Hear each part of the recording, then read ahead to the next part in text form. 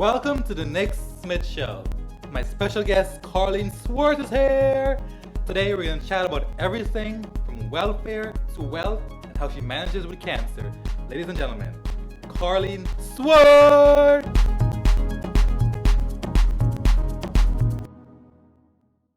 Hi Carlene, welcome to the show. Hi Nick, thanks for having me. It's great having you. Great to see you again, actually. Yeah. Haven't seen you in a while. Yeah, like what, the weekend? The weekend. Yeah. So, obviously we've been friends, and Yes. do you remember the exact day we met? How? Yeah, I remember you walking in with your old hair, and I was like, hey, Oh, yeah, who's this guy? Yeah, you had your hair all grown out, fresh out of real estate school, yeah. and looking to get into the game of real estate. Yeah, and you've been a really good mentor throughout that process for me. So, thank you for that. You're welcome. I appreciate it.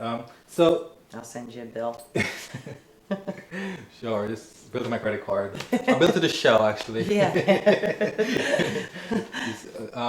So give our viewer a walkthrough of your journey to how you get here today.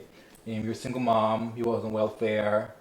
You work as a mortgage broker, and these are some of the things I knew about you. Tell us how do you get through all this process and get to where you are today? Basically came from a family that was middle class. You know, we really couldn't afford much. You know, my dad worked, my mom didn't. You know, so there was three of us in the family, and three kids, I should say. And you know, it was kind of growing up where you couldn't afford what like the other kids had, Nikes and things like that. So we shopped at Kmart, and you know, just Kmart. Yeah, Kmart rocks. So, but anyways, I basically had a kid at 18 and was a single mom, am still, and just decided I wanted more for my life. Like, you know, because I started out, it was really rough. You know, the dad wasn't in the picture. He was hit or miss. And, you were in high school. Yeah, I just had graduated. Yes, and you know, things happened, and I decided, you know, to become a mom, make that decision, and you know, it was hard. It was really hard. You know, had to apply for food stamps and housing assistance, and you know, and go to school at one point too, and then work and take care of him and try to still be 18 and 19 and 20. You know, all your friends are going out or going to college or whatever. So, you know, I had to balance everything because, you know, you're a human first before you're anything. That's a big responsibility at 18 years of age to I mean, anyone who's ever been a single parent at that age, I think my parents had me at around 19, 20 as well. Yeah.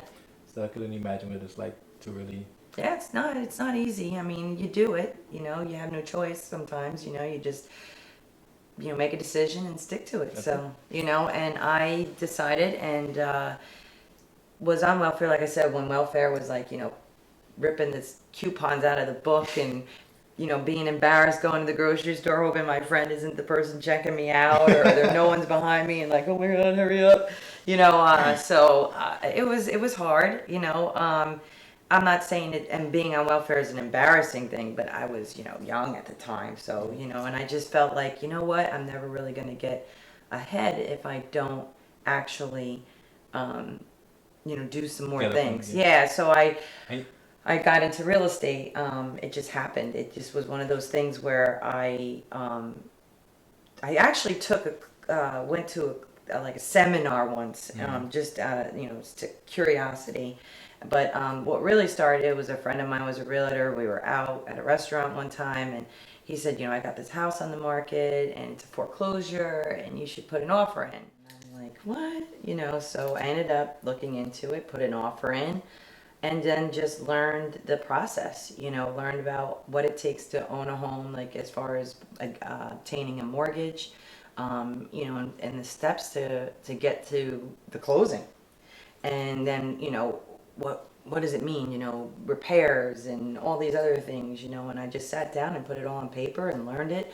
I asked a lot of questions, you know, with the mortgage broker, and basically ended up buying my first building and then continued on to purchase more buildings. How was when the doctor said to you, Carlene, you have cancer, what was that news? How do you take it?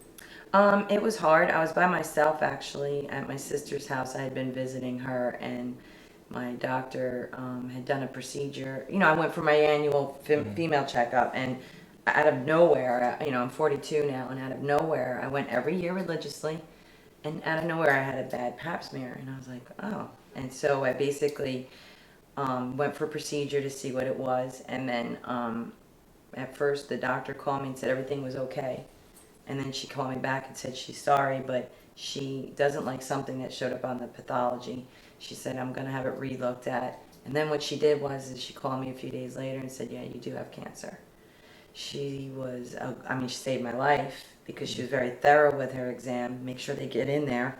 You know, I'm serious because there's pockets and areas. I mean, and basically, she, you know, told me, and then I got my treatment here in the city because I grew up in New York, Right. and I would never go anywhere else. My mom had cancer when I was 12. So you kind of had some kind of background information about what cancer. Yeah, I mean, I Mhm. was 12 years old, but, you know, my mom eventually passed away, but not from cancer, just probably complications from the cancer years later, like 14 years later or whatever. It's like you can have all the physical attributes that come with it, but, or not even attributes really, but, you know, things that do happen to you from it. The struggles. The struggles, the pain, you know, the tiredness and different things.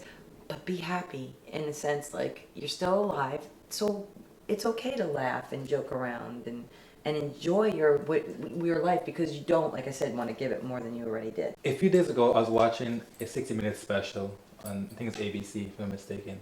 And one of the things that they were discussing is the rising cost of cancer treatment. Yeah.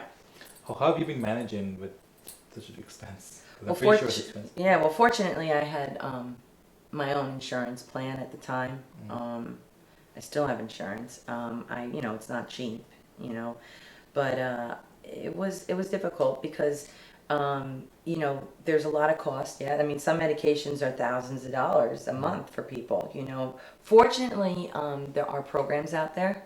So if you do get sick, I highly recommend that you be proactive and aggressive and utilize what is out there that's available, like grants. Call the Cancer Society. You know, they'll put you in, you know, in touch, because there was a point in the beginning when I had a big, large deductible. You know, like, oh my God, I'm gonna. And so luckily, I went to Sloan Kettering, and they had programs there too. So I applied, and fortunately, I was approved. You know, for some help, so I didn't have to worry about so much. But it was a process. At one point, I said, you know, if I didn't have cancer, this would give me cancer because it's stressful. But that's the biggest thing, especially when you have to handle it yourself. You know, I'm single, and you know, and I didn't have like a husband, and still don't. Yeah. But I didn't have someone to call on my behalf and handle the process. You know, so it was a pain. You know, and right now right then I should have been focusing on my getting better, not dealing with Yeah. bureaucracy and all that stuff. You know. With insurance companies, but yes, you know, but there are definitely programs out there, you know, and don't try to worry about it so much. I know it's easier said than done. You want to survive the cancer or the illness, so you don't want to end up in debt over it. But you know, in all honesty, it's about getting better.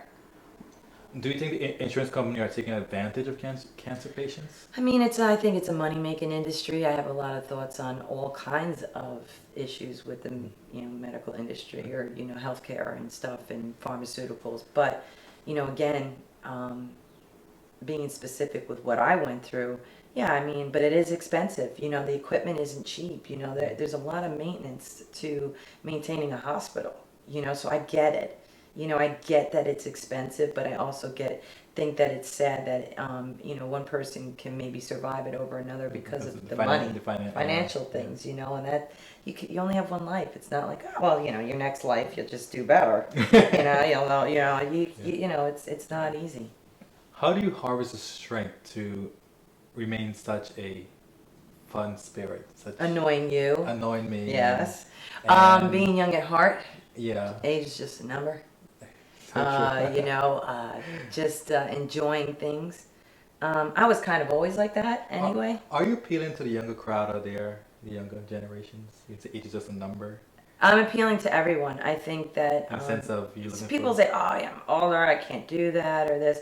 Maybe physically you can't do certain things anymore. You know, maybe but I think that mentally you just be enjoying your life and and laughing and having fun. I think that life is serious on its own. Don't create more drama for yourself than because you just never know when you're going to get blindsided. And like I was saying to you one time, if something happens, think about what you're going through at the moment, whether it be like, well, my hair color didn't come out right, or, oh my gosh, what am I going to do? That pay didn't come in and I've got these bills. And just think in a year from now, is this really going to matter? It'll be over with. Relax, breathe through it, because give your energy to other things, or at least know that eventually everything passes. This too shall pass. Yeah, I mean, it's a saying, but it means something. It is. Think about it. It's yeah. So, but I think as an inspiration for anybody in this world is that I look up to, that people that just embrace it, and are everybody's going to be unhappy at times. Life is not a day at Disneyland. You don't grow from Disney. That's so true. You grow from hard times. I wish it was. Yeah, exactly. But just try to, just because something is bad, you can still laugh. I think the only tears you should have are the ones running down your leg. Yes. So thank you very much, Carlene, for stopping by. I appreciate it. Absolutely. It's a pleasure talking to you. Always, Nick. And hope you come again. Yeah, we could talk about other subjects. Yes, definitely. I've got a lot to share. Oh, I'm pretty sure you do. We have a lot to talk about. Well, thank you very much for stopping by again, Carl, and appreciate it. And you such great advice to women, and to really be proactive about your health. To men as well. That, and don't be afraid to ask questions. Yeah, don't be afraid to ask questions. No question is a stupid question. No. We're not born with knowledge, know everything. Yeah, Donald Trump asked questions, like I said. Exactly. Everybody no matter did. who we are, no matter who we are. So ask the right questions. No, ask any questions. Stay proactive about your health. It's a gift you can give to yourself. Is to Yes. offer yourself that at least. Yeah. It's a minimum. Well, thank you very much, Carlene. We appreciate you stopping by. No problem. You can follow Carlene at Coldwell Banker. Coldwell Banker, AC Lawrence Coldwell in Banker, Manhattan, but we do everywhere. Yeah, So, we work everywhere. We work In New York. Mainly Mainly in New York. Follow her at Coldwell Banker. And I'll walk you through. And then, Nick, if any of your viewers ever have questions and they write in, I'd be more than happy to give advice. Yes. Oh, it'd be awesome. She's been in business for how many years now? Oh my God. 14 years? 14 years. So she has a lot to offer. Yeah. Even me at times. So I appreciate her a lot. And thank you very much for coming by again. And you can follow Nick Smith Show on Facebook, Nick Smith Show on Instagram, and hope to see you next time. Thank you very much. Okay, bye. Take care.